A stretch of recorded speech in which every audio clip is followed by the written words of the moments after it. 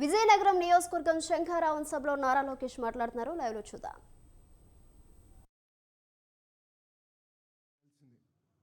ఆమెకి 3 కూతుర్లు ఉన్నారు. పెద్ద కూతుర్ని గంజాయికి బానిసలు చేసి వైకాపా నాయకులు ఆ చెల్లమ్మని శారీరకంగా వాడుకున్నారు.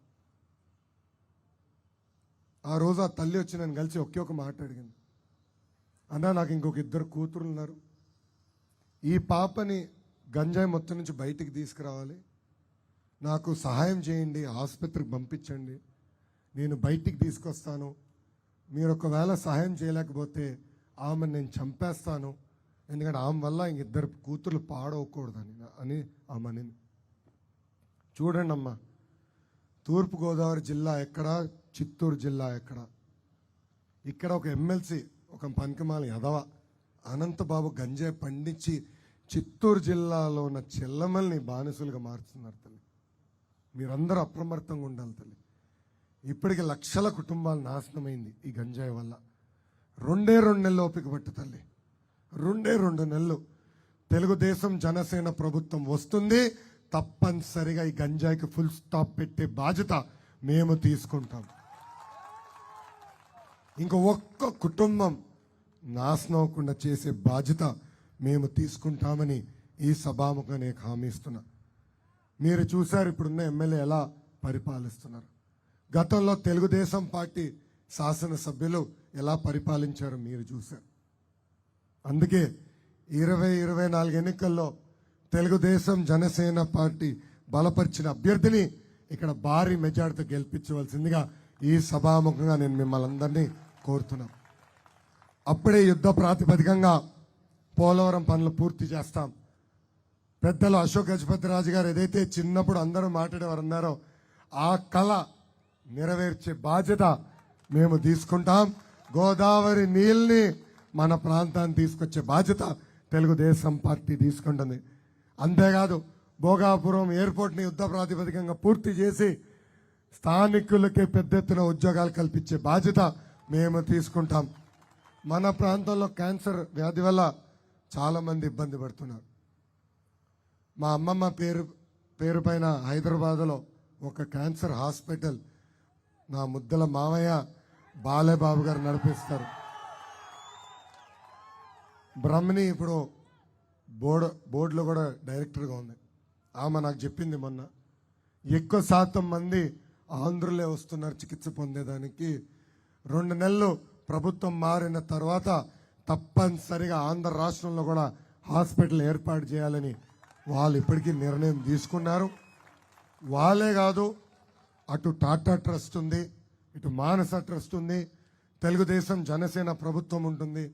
తప్పనిసరిగా అన్ని జిల్లాలు కూడా క్యాన్సర్ హాస్పిటల్ తీసుకొచ్చే బాధ్యత మేము తీసుకుంటామని ఈ సభాముఖంగా హామీ ఇస్తున్నాం. తెలుగుదేశం పార్టీ బలం తెలుగుదేశం పార్టీ కార్యకర్తలు. నాయకులు పార్టీ మారి వెళ్ళినా తెలుగుదేశం పార్టీకి అండగా నిలబడింది ఒక తెలుగుదేశం పార్టీ కార్యకర్తలే.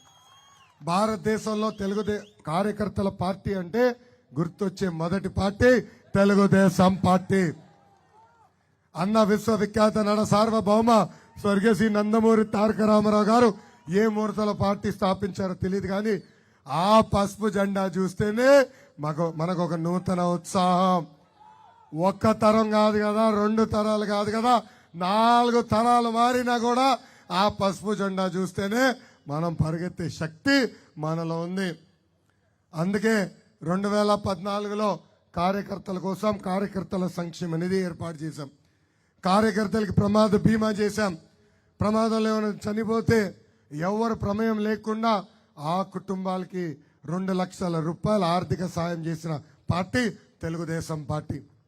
ఇప్పటికీ దాదాపు 100 కోట్ల రూపాయలు ఆర్థికంగా ఆ కుటుంబాలను ఆదుకున్నాం. ఎవరన్నా కార్యకర్తలు చనిపోయినా లేదా ఆర్థికంగా వాళ్ళ పిల్లల్ని చదివించలేకపోతే వాళ్ళ బిడ్డల్ని దత్తకు తీసుకుని చదివిస్తుంది నా తల్లి భువనేశ్వరి అమ్మ.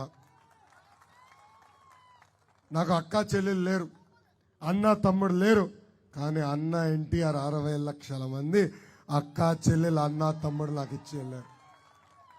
ఇక్కడున్న కార్యకర్తలందరికీ ఈ విషయం అశోక్ గారు నచ్చపోవచ్చు నేను వాడే భాష, క్షమించాలి గురువు గారు, కానీ వాడాల్సి వస్తుంది.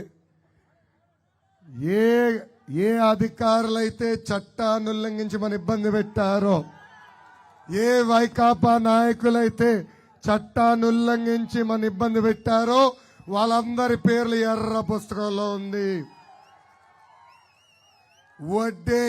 వడ్డీతో సహా ప్రతిదీ చెల్లించే బాధ్యత నేను వ్యక్తిగతంగా తీసుకుంటాను. అసలు ఎర్ర బుక్ చూస్తే వాళ్ళకి ఇప్పుడు ఉచ్చబడుతుంది. కోర్టుకు వెళ్ళారు తెలుసా, నా పైన కోర్టుకు వెళ్ళారు. లోకేష్ ప్రతి ఊరికి వెళ్ళినప్పుడు ఎర్ర బుక్ ఎర్ర బుక్ ఎర్ర బుక్ అంటున్నాడు. నాన్ బెయిలబుల్ వారెంట్ ఇష్యూ చేయండి, ఆ లోకేష్ ని మేము అరెస్ట్ చేస్తా ఉంటున్నారు. అరే ఎందుకే భయపడుతున్నారు? ఇదిగో ఇక్కడ విజయనగరం నుంచి చెప్తున్నా, నేనేనాడు తప్పు చేయలేదు. నీతి నిజాయితీగా బతకాలని మా తాతగారు మా తండ్రి నాకు నేర్పించారు. నేను ఏనాడు తప్పు చేయలేదు, తప్పు చేయను. అందుకే దమ్ము ధైర్యంగా 3132 కిలోమీటర్ల పాదయాత్ర చేశా. నీలాగా పరదాలు కట్టుకుని తిరగాల్సిన అవసరం నాకు ఎప్పుడు ఉండదు అని ఏ సభాముఖంగా జగన్కి నేను హెచ్చరిక జారీ చేస్తున్నా. అన్న ఎన్టీఆర్ మన దేవుడు, చంద్రబాబు గారు మన రాముడు, కానీ వైకాపా నాయకులకి లోకేష్ మూర్ఖుడు. గురుగారు, ఈ విషయంలో నేను ఎవరిని వదిలిపెట్టను. నా పైన 22 కేసులు పెట్టారు, ఎస్సీ ఎస్టీ కేసు పెట్టారు, అటెంప్ట్ టు మర్డర్ కేసు పెట్టారు. ఈరోజు గర్వంగా నేను తిరుగుతున్నాను. దానికి కారణం ఒకటే, ఈ పనికిమాల కేసులకు మనం భయపడతామా? బాములకే భయపడని కుటుంబం మనది. ఈ కేసులకు మనం భయపడతామా? మై డియర్ జగన్, భయం మా బయటలోనే లేదు. ఒక భామ వచ్చి నన్ను అడిగింది, మనవడా భయపడదు అనింది. ఆ భామకు ఒకే ఒక మాట చెప్పా, నేను తగ్గేదే లేదు. ఇక్కడున్న జన సైనికులు కూడా గుర్తుపెట్టుకోవాలి. ఆనాడు చంద్రబాబు నాయుడు గారిని జ్యుడిషియల్ రిమాండ్కి పంపించాలని జడ్జి గారు నిర్ణయించినప్పుడు నాకు ఫోన్ చేసిన మొదటి వ్యక్తి పవన్ అన్న. ఆనాడు ఆయన చాలా స్పష్టంగా చెప్పారు, లోకేష్ నువ్వు ధైర్యంగా ఉండు, ఒక అన్నగా నీకు అండగా నిలబడతాను అని. ఆనాడే పవన్ అన్న ప్రత్యేక విమానంలో ఆంధ్ర రాష్ట్రానికి రావాలంటే ఆయన విమాన పర్మిషన్ కూడా క్యాన్సిల్ చేసింది ఈ ప్రభుత్వం. రోడ్డు మార్గంలో ఆంధ్ర రాష్ట్రానికి రావాలని ఆయన ప్రయత్నిస్తే 3 గంటల సేపు బార్డర్లో ఆయన ఆపేశారు. ఆనాడే ఆయన నిర్ణయించాడు, ఈ సైకోని ఆంధ్ర రాష్ట్రాన్ని నుంచి తరిమి తరిమి కొట్టాలని. అందుకే అటు పక్కన జన సైనికులకి, ఇటు పక్కన తెలుగుదేశం పార్టీ కార్యకర్తలందరికీ నేను ఒకే ఒక పిలిపిస్తున్నా. ఈ పేటీఎం బ్యాచ్కి పని పాట ఉండదు. 5 రూపాయలు కొడితే చాలు మన మధ్యనే చిచ్చు పెట్టడానికి ప్రయత్నిస్తారు. అందుకే అప్రమత్తంగా ఉండాలా. వాళ్ళు చేసే దుష్ప్రచారం ఎవ్వరు నమ్మకూడదు. ఫ్యాన్స్ రూపంలో ఈ రూపంలో వచ్చి మన మధ్య చిచ్చు పెట్టడానికి ప్రయత్నిస్తున్నారు. అందరం అప్రమత్తంగా ఉండాలా. అదే రేపు పడకూడదు. ఇద్దరం కలిసి ఈ సైకోని తరిమి తరిమి కొట్టాలని ఈ సభాముఖంగా నేను మిమ్మల్ని కోరుతున్నా. ఇంకా ఈ శంకరాం సభ ద్వారా ఇక్కడున్న క్లస్టర్ యూనిట్ బూత్ అధ్యక్షులందరికీ నేను ఒక పిలిపిస్తున్నాను. మనందరం ప్రజల్లోకి ఇప్పుడు వెళ్ళాలి. మీ అందరికీ ఒక బ్యాగ్ ఇచ్చాను. అదితి గారు ఆ బ్యాగ్ ఇస్తారా? ఒక్క నిమిషం తమ్ముడు, ఇంకా అవ్వలేదు. ఒక్క నిమిషం. ఇలా మీ అందరికీ ఒక బ్యాగ్ ఇచ్చాం. దాంట్లో 25 క్యాలెండర్లు చొప్పున 25 బంచ్ చేసి మీకు ఇచ్చాం. ఇలా 10 మీ ఇంటికి ఇప్పుడు పంపిస్తాం. అంటే ప్రతి క్లస్టర్ యూనిట్ బూత్ అధ్యక్షుడికి 10 ఇట్లా 10 వస్తాయి. అంటే టోటల్గా